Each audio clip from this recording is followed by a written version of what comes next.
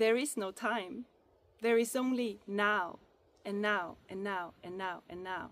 The past and future don't exist. The past now only exists in our minds as memories. And every time we recall something, we might change it. We can fill in gaps, take stuff away, and we color it through our current state of mind. And then when we remember that thing again, we can color it and change it again.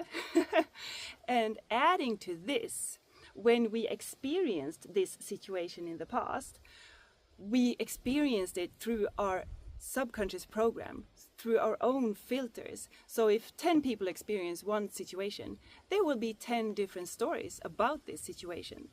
So memories are only memories. And the future don't exist either.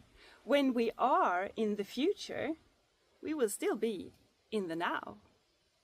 It is great to plan the future and really great to visualize the future so we can create our own lives. But it will never happen exactly the way we imagine it anyway, because the future doesn't exist.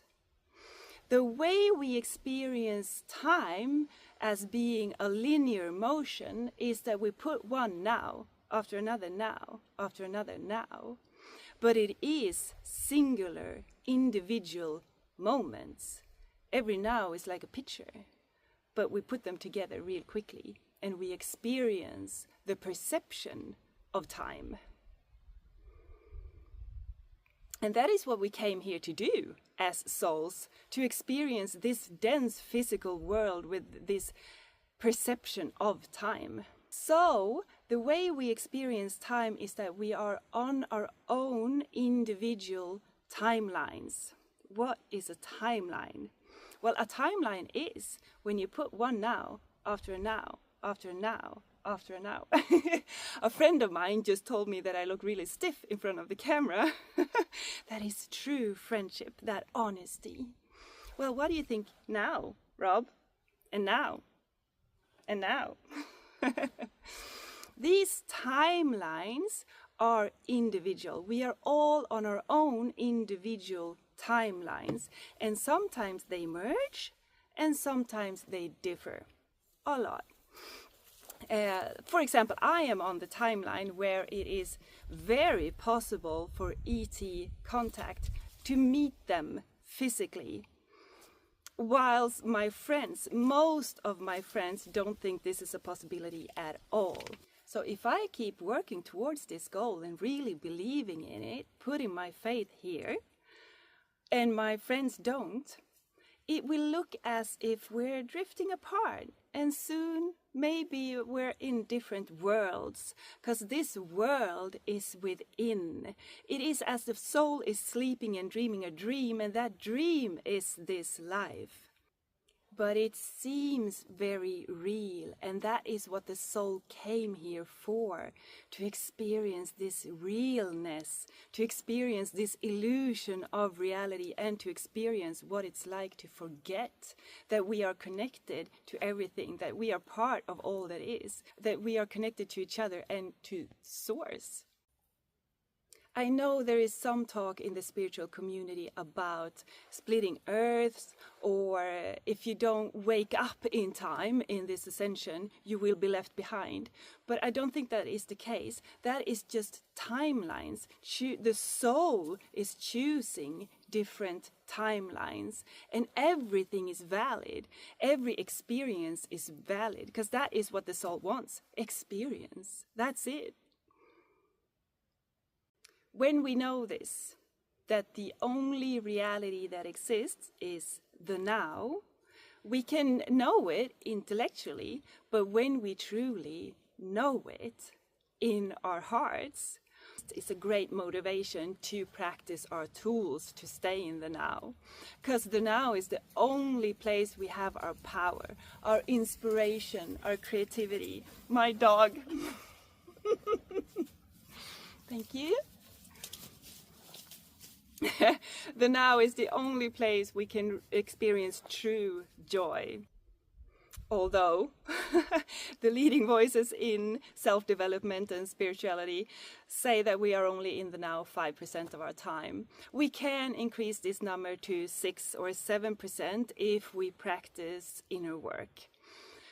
But that is a great difference. Being present, being aware of life, really experiencing life, only 5% or 7%.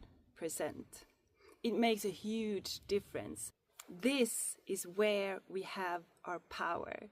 That is why it's so crucial to have our tools to stay in the now. And there are so many tools to stay present in the now. You can practice non-judgment, for example, because then you're not affected by the past anymore. You can practice just saying to yourself, the only reality that exists is the now, over and over again, so that you stay there and process emotions and conjure up emotions. Because when we are in these high vibrational states, when we experience the high vibrational emotions like gratitude, appreciation, joy, harmony, we are in the now. We are living from the heart, where the ego doesn't affect us, where we can experience reality as it is, neutral. Because everything is neutral until we place judgment upon it. And that is why non-judgment is so efficient. Just to see it the way things are. And other tools are meditation, where we practice to be harmonious in this beautiful emptiness inside, and we will stay there a few seconds and then the thoughts will come back. And it's a good thing to remember that normally we're there just 5% of our time, so it's natural, it's normal not to stay there. Every time we come back to the now, it's victory. The present is a gift. It's cause for celebration every time we can bring ourselves back to the now. We won't stay there, but we can bring ourselves back over and over again. Hopefully you will use more of your tools. Thank you so much for watching. What is it then that keeps the humans from staying present in the now? It's the thoughts, and the thoughts are being sent out from the ego mind.